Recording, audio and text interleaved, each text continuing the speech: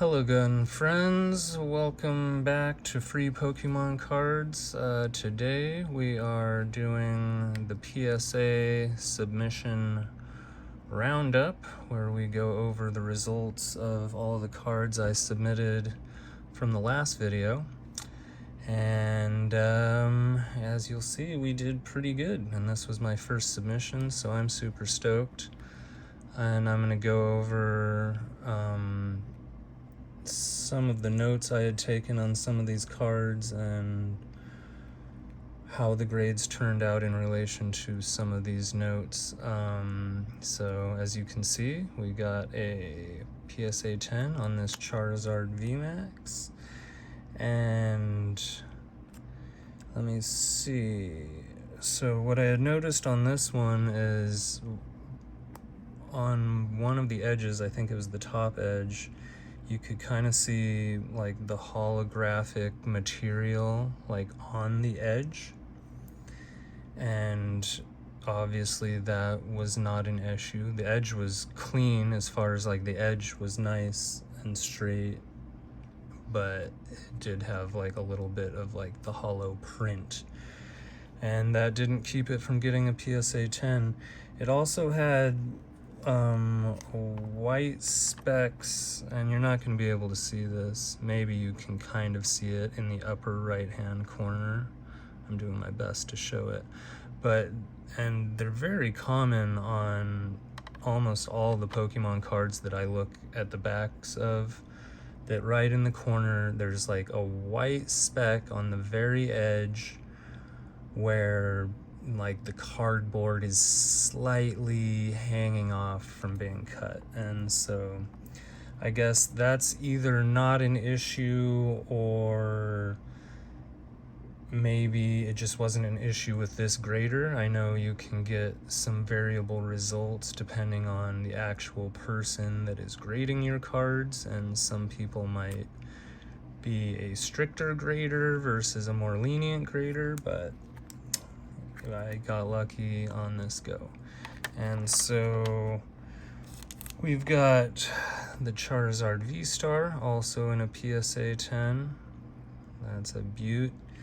And on this one, what I had written down was that one of the corners, the edge of the corner was clean, but the cut of the corner wasn't perfectly round. It was sort of angular. And again, either that's not a huge issue or this grader was kind of lax, but we'll keep on going.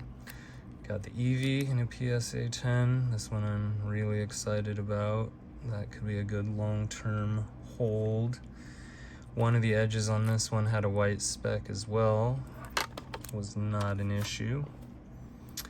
And then we've got the two Steelixes. I'm not sure which is which, but one of these had the white speck thing on a corner, and one of them was just like super clean, had no issues that I could see. And then the Mew EX also was just a super clean card. I've noticed, for whatever reason, I guess maybe Pokemon has a separate like print line for these gold cards, but in general gold cards always seem to be like really nicely centered and like well printed, so that's something to look out for. PSA 10 also, the Altaria got a PSA 10 also with a white speck on the corner. So 7 out of 7, I hit all 10s, and I put that as a caption on my thumbnail for the last video of how to grade for all PSA 10s, which of course I was just kidding.